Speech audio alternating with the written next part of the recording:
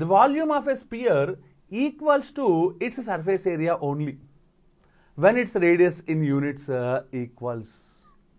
అమ్మా వాడు ఏమంటాడమ్మా, ఒక గోళం యొక్క ఘనపరిమాణం అంట దాని ఉపరితల వైశాల్యానికి సమానమయ్యేది కేవలం వ్యాసార్థం క్రింది సంఖ్యకు సమానమైనప్పుడు మాత్రమే. అంటే నాకు ఒకటైతే అర్థమైంది సార్, ఆ స్పియర్ ఆర్ గోళం ఉంది సార్, దాని యొక్క వాల్యూమ్ అలియాస్ ఘనపరిమాణం అనేది దాని ఉపరితల వైశాల్యం అలియాస్ టోటల్ సర్ఫేస్ ఏరియాకి ఈక్వల్ అవ్వాలి. అసలు ఫార్ములా ఏంటి సార్ స్పియర్కి? వాల్యూమ్ అయితే 4/3πr³ అంటే ఘనపరిమాణం. మరి ఉపరితల వైశాల్యం అలియాస్ టోటల్ సర్ఫేస్ ఏరియా అంటే 4πr². వీళ్ళిద్దరూ సమానం, అంతే కదా? Okay, no problem.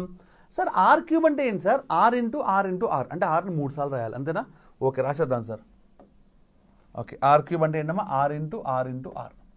మరి r² అంటే సార్ 2 సార్లు రాయాలి, అయితే రాసేద్దాం పక్కన r into r. Pi cancel sir, r cancel sir, r cancel sir. Okay, 4 కూడా క్యాన్సిల్ సార్. క్రాస్ మల్టిప్లై చేస్తే r is equal to how much? 3. అంటే రేడియస్ అలియాస్ వ్యాసార్థం ఎంత అవ్వాలమ్మా? 3 అవ్వాలి. మీరు చాలా జాగ్రత్తగా ఉండాల్సింది అంటే వాడు వ్యాసార్థము అడిగాడా వ్యాసం అడిగాడా చూసుకోవాలి. ఇంగ్లీష్లో అయితే రేడియస్ అడిగాడా డయామీటర్ అడిగాడా? ఓకేనా? ఒకసారి చూసుకున్నామా వాడు ఏమడిగాడు? సో వెన్ రేడియస్, తెలుగులో కూడా చూడమ్మా వ్యాసార్థం, కాబట్టి గొడవ లేదు, మీకు వచ్చిందే correct answer. D3 is the answer. ఓకేనా?